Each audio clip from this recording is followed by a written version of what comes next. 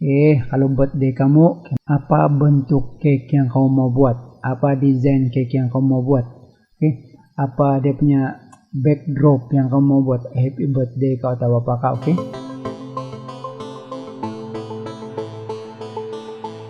Hai guys.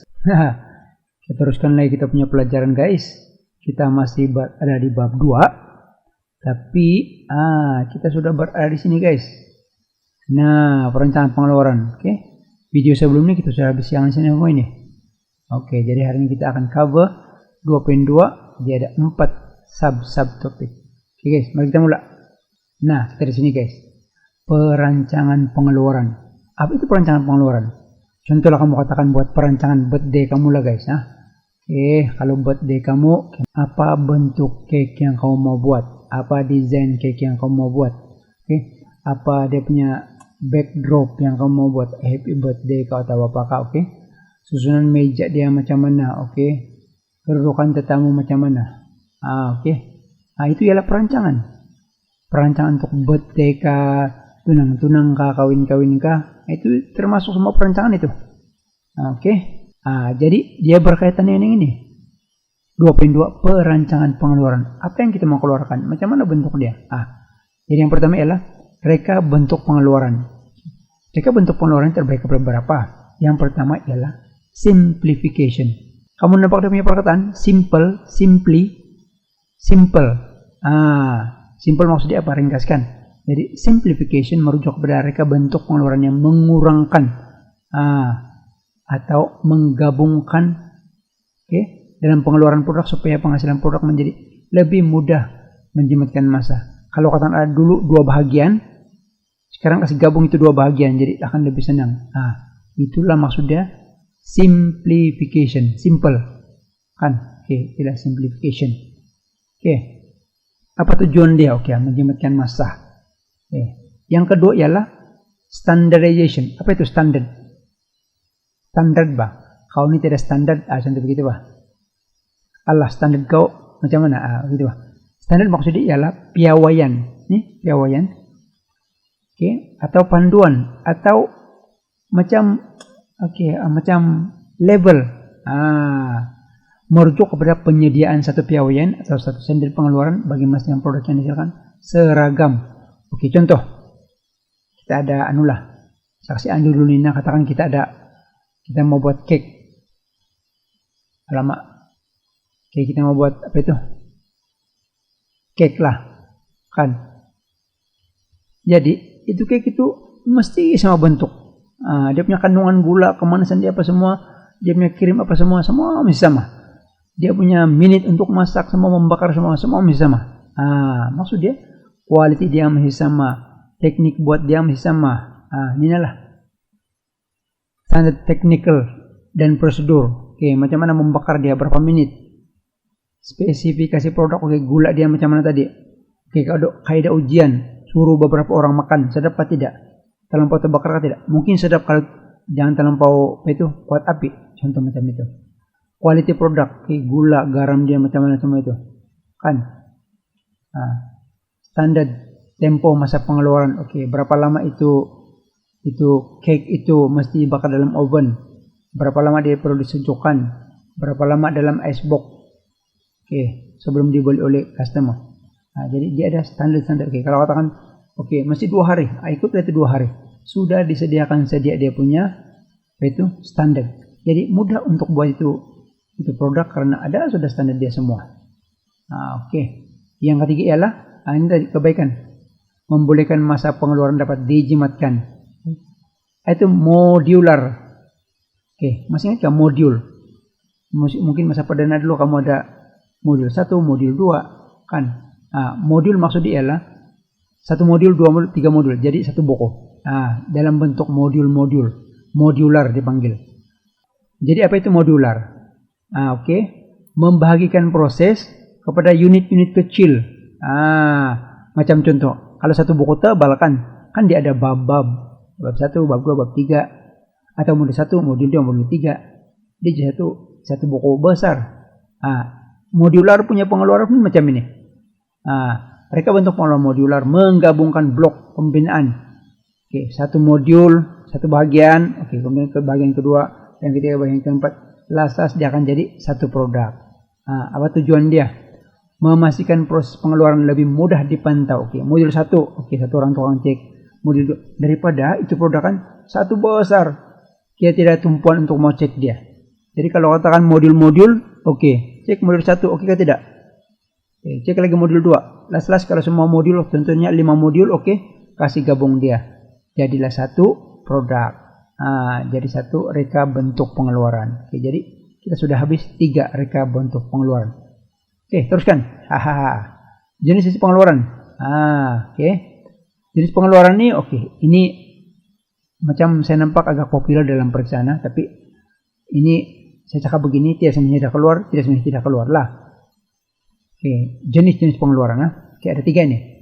Pengeluaran mengikut tempahan. Ini paling biasa untuk baju-baju kawin, untuk cake yang birthday, untuk cake kawin. So, dia mau ikut tempahan. Oh, saya mau baju saya macam ini, ada rinda-rinda begini, ada jahitan begini, ada bunga-bunga begini. Oke. Saya mau saya punya cake begini, ada apa itu? Ada Snow White. Ada apa? Ada desain khas yang ikut dorong punya artis keminatan. Oke, jadi jenis pengeluaran tempahan ini dia mengambil masa yang lama untuk disiapkan. So, kan dia khas. Saya mau yang begini. Saya mau ada buaya di sini. Saya mau ada anjing di sini. Kan kamu nampak di TV itu macam-macam dorong punya desain kayak gitu. Baju kah, apakah pelamin kah, semua ikut tempahan. Jadi adalah dia punya ciri-ciri. Modal dan parabur yang besar diperlukan. Katakan acuan kan, dia mau oke, saya mau acuan cake saya bentuk gitar. Manalah di pasaran yang selalu orang buat begitu. Jadi terpaksa dia beli acuan macam gitar. Untuk lihat satu orang saja. Untung-untung lah kalau ada orang lain yang minta buat begitu juga. Tapi kalau dia satu orang saja, terpaksa itu acuan dia itu dibeli khas untuk dia saja. Itu modal. Dan pelaburan diperlukan besar. Kemahiran tinggi. Katakan dia buat baju kawin. Saya mau yang ada manik-manik begini. Ada sulam-sulam begini. Ada bentuk begini. Kemahiran yang tinggi. Produk dihasilkan dalam kuantiti kecil. Sangat-sangat kecil. Kemungkinan yang minta buat itu baju itu dia satu orang saja. Atau mungkin 2 orang saja. Makali cake, kalau yang cake Snow White itu 2 orang aja makali minta. Jadi sedikit kecil. Contoh pelanggan menempa untuk membina rumah bertemakan ala-ala istana. Saya mau rumah saya macam istana. Terpaksa lah si desainnya buat itu. Pengeluaran secara masa. Secara masa ini bertentangan dengan nina tempahan. Kalau yang masa ini secara besar-besaran produk seragam. Contohnya kalau katakanlah mineral water lah contoh dia kan. Semua sama. Semua sama kan. Pen, satu jenis pen, semua sama. Dalam kuantiti yang banyak. Pengeluaran dalam satu barisan yang panjang. Melibatkan operasi 24 jam. Ada dia bagi contoh-contoh sinilah. Pengeluaran secara kelompok. Kelompok, kamu nampak perkataan kelompok itu? Kelompok maksud dia kan dia ada satu kelompok. Contoh, rumah. Rumah kan yang jenis perumahan lah. Dalam satu perumahan itu, dia punya desain rumah semua sama tahu. Dalam satu kelompok katakan 20 unit. Semua sama. Dalam satu kelompok saja. Nanti dia buat lagi satu perumahan yang lain tidak sama itu. Tapi dalam rumah yang satu kelompok yang kedua itu semua sama pula. Dia berkelompok-kelompok. Contoh lain kalau katakan buku. Buku sejarah. Bila dia cetak semua sama untuk latihan sejarah saja. Untuk pengajian perniagaan, semua untuk pengajian perniagaan. Jadi dia berkelompok-kelompok. Itu maksud dia berkelompok-kelompok. Produk dikeluarkan dalam kuantiti yang sederhana. Kalau tadi tempahan sangat sedikit kan, kecil. Kalau yang Nina tadi itu secara masa tadi itu apa? Seragam. Kuantiti yang banyak, berterusan dia bilang besar-besaran. Tapi ini sederhana. Nah, itu yang ketiga dan terakhir. Kita pergi yang ini pula. Susun atur proses pengeluaran. Susun atur yang pertama ialah susun atur secara tetap. Ini biasa untuk yang pembinaan yang objek besar-besar. Contoh jambatan. Sana ya jambatan kan mana berubah. Sanalah dari mula kena buat, sanalah sampai habis. Ada jambatan berpindah-pindah. Atau empangan. Atau kapal terbang. Kapal terbang dia hanya pindah selepas dia siap. Jadi masa dia buat itu sana saja. Semua input pengeluaran dibawa ke besi-besi, simen-simen semua dibawa begitu jambatan. Produk yang menggunakan sun atom tetap biasanya berat, besar, mudah pecah, berterbangkan, mudah kemek semua. Kos yang tinggi, biasanya produk silakan mengikut spesifikasi yang ditetapkan oleh pelanggan. Saya mau jambatan saya macam ini. Mana semua sama jambatan. Itu dia punya panjang pun berbeda sudah. Susun atur proses.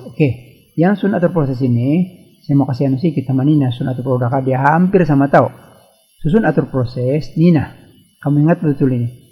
Peralatan disusun mengikut fungsi kerja. Ini pula peralatan disusun khusus mengikut urutan penghasilan. Ini fungsi. Kalau tayar jadi buat. Kalau cermin jadi buat. Kalau cat jadi buat. Kalau yang Nina peralatan mengikut urutan. Apa dulu mau buat?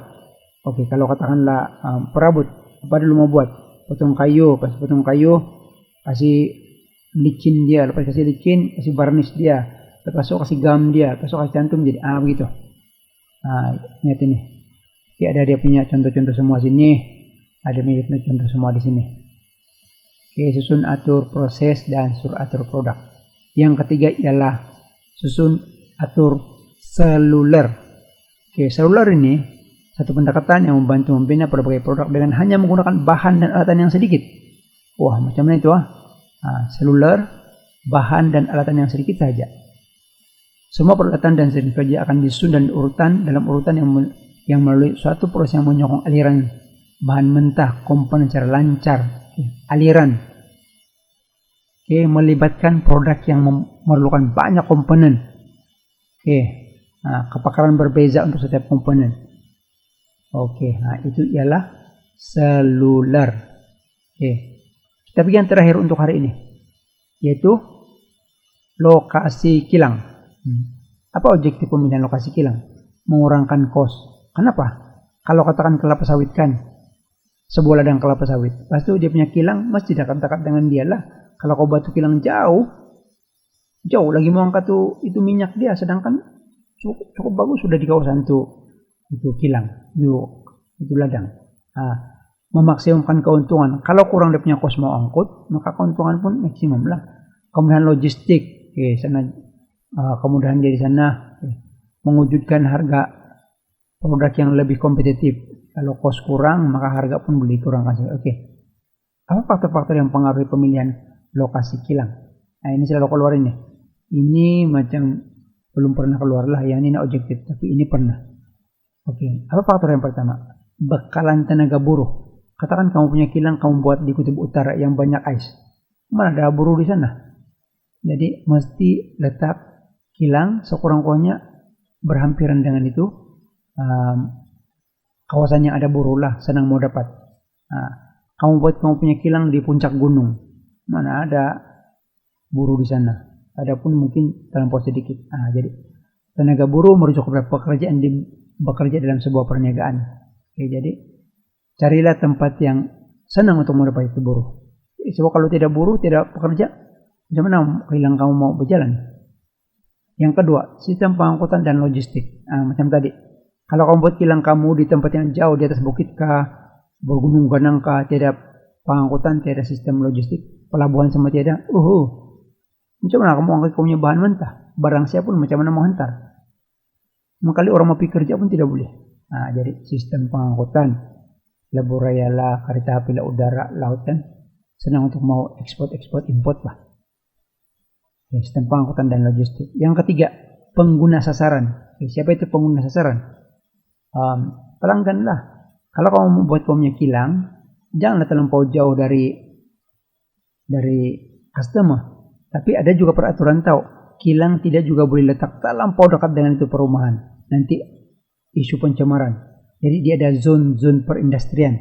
Biasanya zone perindustrian itu hampir dengan customer lah, tidak juga jauh sangat. Dan dia berhampir dengan zone pertempatan. Jadi kilang mesti diletakkan agak hampir dengan pengguna sasaran lah. Takkan kamu buat kamu punya kilang di gurun, tidak orang mau pergi beli. Pembekal dan sumber. Bekalan bahan mentah kan? Kalau katakan saya bilang tadi itu kilang kamu ialah kilang minyak makan. Mesti kamu ada tempat dia punya mau hantar itu minyak kelapa sawit. Katakan kilang kamu kilang tayar, mesti ada kilang itu dekat-dekat dengan itu yang tempat orang menurut kita. Pembekal dan sumber bahan yang tadi adalah. Yang kelima, politik dan sosio budaya setempat. Di politik maksudnya ialah itu undang-undang. Kamu tengok ada kawasan-kawasan yang tidak dibolehkan untuk buat kilang. Itu salah contohnya. Jadi kamu tengok dia punya polisi, keadaan dia mana kawasan yang dibenarkan, pergi.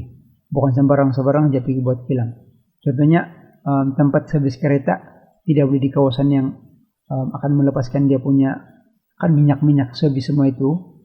Keluar pergi kawasan sawah kah, kawasan pertempatan kah, tidak boleh. Sosio budaya merujukkan nilai budaya sosial, amalan etika penduduk. Sosio budaya yang baik masyarakat seperti masyarakat yang sopan santun. Carilah tempat yang macam yang dia punya sosio budaya pun bagus tiada keganasan, sikit-sikit tunjuk perasaan, matilah kamu punya kilang. Jadi cari politik yang oke, undang-undang macam mana, dan sosio budaya setempat. Iklim dan cost utility, iklim, jangan pergi kawasan yang tidak sesuai, contohnya gurun atau kawasan sejuk, terlampau sejuk pun tidak boleh, yang sesuai. Gempa bumi elakkan, nanti hancur kamu punya kilang. Cost utility maksudnya ialah tarif elektrik, kan, gas, dia punya itu cost internet semua. So dia kalau katakan terlampau mahal, kamu bayar terlampau mahal, cost kamu pun meningkat Jadi perlu diambil kira. Kalau ada dua kawasan, katakan A dan B, di A murah sedikit, di B mahal, bertimbangkan. Peraturan kalau undang-undang, lebih kurang macam tadi lah Nina. Apa undang-undang yang berkuat kuasa di sana? Cukai yang berpatutan, perlindungan tarif. Tarif maksud dia kalau katakan kamu baru juga buat kilang, mungkin dia kasih percuma dulu itu tarif, atau dia kasih rendah dulu untuk 1-2 tahun atau 3 tahun. Sudah kamu untung sedikit, sudah hidup sedikit, baru kasih full itu cukai. Itu contoh dia. Dan seterusnya, size dan cost tanah. Carilah cost yang agak murah, cari yang rata sedia kalau dapat. Pertimbangkan semua cost tanah itu, sebab cost tanah antara yang paling mahal tahu untuk buat kilang ini. Kemudian dia punya size yang sesuai untuk kilang kamu. Kalau boleh yang sudah rata sedia. Kalau yang masih lagi perlu timbus, itu pun cost juga. Jangan pula yang berbukit-bukit, susah lagi mau kasih rata. Ciri-ciri sosial, pada pendapatan penduduk. Ciri sosial merujuk pada pendapatan penduduk, budaya, kualitas hidup. Kalau kadar upah, kalau katakan nanti kawasan itu tiada ada yang mampu beli, macam mana? Kuasa beli tiada, produk kamu pun tidak kena beli. Jadi cari yang agak-agaklah yang boleh mampu itu dia punya penduduk supaya keluaran kamu boleh dibeli. Ciri-ciri sosial, jarak lokasi dengan tempat kemudahan. Tempat kemudahan sisi keuangan, bank semua itu, pembekal, pemasar. Jarak kilang terlalu jauh akan melibatkan kos pengangkutan yang tinggi. Berurusan dengan bank pun terlampau jauh. Jadi itulah 10 faktor-faktor yang mempengaruhi pemilihan lokasi kilang. Kamu ingat sekurang-kurangnya 5. Terutama yang awal-awal itulah. Kalau yang ini 8, 9, 10 ini tidak semuanya kamu ingatlah. Jadi saya cadangkan kamu ingat ini depan-depan semua ini 1 sampai 5. Oke guys, jadi sekian saja kelas saya untuk hari ini. Kita sudah habis 2.2, nanti lagi kita sambung 2.3 lah kemudian. Jadi terima kasih karena telah bersama-sama saya dalam video ini. Wah, ekspres kita mau kasih habis ini guys, nanti exam kamu kan. Jadi ini kita belajar hari ini. Jangan lupa ulang kaji sebab nota ini saya akan bagi juga sama kamu. Bye bye, selamat belajar, peace.